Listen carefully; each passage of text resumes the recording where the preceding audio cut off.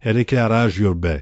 Un paradoxe de la sécurité et de la biodiversité. La recherche de la sécurité et de l'efficacité énergétique peut avoir des répercussions inattendues sur la richesse de la vie urbaine. La question soulevée par l'éclairage public, notamment à Sherbrooke, révèle un conflit crucial entre les objectifs apparentement logiques de la sécurité publique et de l'optimisation énergétique, et les conséquences potentiellement négatives sur la biodiversité urbaine. L'initiative locale du défi Bouger en mai impliquant des milliers d'élèves, combinée à l'augmentation de l'éclairage pour assurer la sécurité de l'événement sportif au parc Jacques-Cartier, soulève des interrogations fondamentales sur l'impact de ces actions sur les écosystèmes locaux.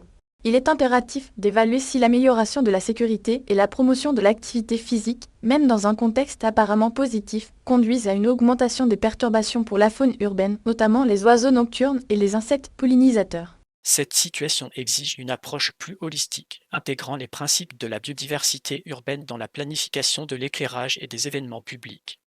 Et l'écosystème urbain. Une fragilité sous-estimée, la prolifération de l'éclairage artificiel menace la survie de nombreuses espèces. Le contexte de Sherbrooke, marqué par l'initiative Bouger en main et l'augmentation de l'éclairage pour un événement sportif, illustre la vulnérabilité des écosystèmes urbains face aux interventions humaines. L'augmentation de la luminosité, bien que visant à améliorer la sécurité, crée un environnement artificiel qui perturbe les cycles naturels des animaux, en particulier ceux qui sont sensibles à la lumière comme les oiseaux migrateurs et les insectes nocturnes. La fragmentation de l'habitat urbain est déjà un problème majeur et l'ajout d'une source de lumière constante et intense aggrave considérablement cette situation. De plus, l'utilisation intensive d'énergie pour l'éclairage contribue à l'empreinte carbone globale, exacerbant ainsi les problèmes environnementaux sous-jacents.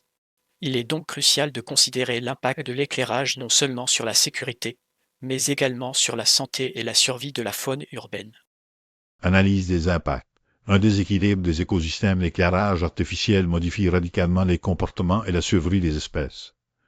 L'événement Bouger en main à Sherbrooke, bien qu'ayant pour objectif de promouvoir l'activité physique chez les jeunes, crée un contexte d'augmentation de la lumière artificielle dans un environnement déjà stressé par le développement urbain.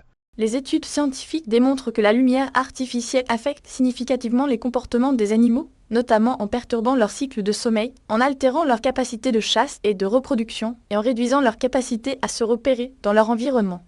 L'éclairage du parc Jacques-Cartier, utilisé pour l'événement sportif, représente une source de lumière continue et intense qui crée une barrière lumineuse infranchissable pour de nombreuses espèces.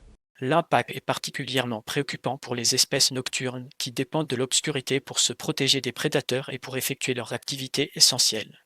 La densité de la population urbaine, combinée à l'augmentation de l'éclairage, crée une situation critique pour la biodiversité locale. Perspectives et recommandations.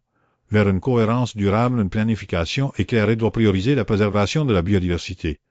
Face aux conséquences potentiellement négatives de l'éclairage public sur la biodiversité, il est impératif d'adopter une approche plus durable et intégrée.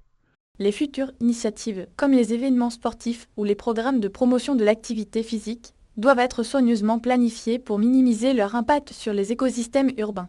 Cela implique l'utilisation de technologies d'éclairage à faible consommation d'énergie et à spectre réduit, qui ont un impact moindre sur la faune.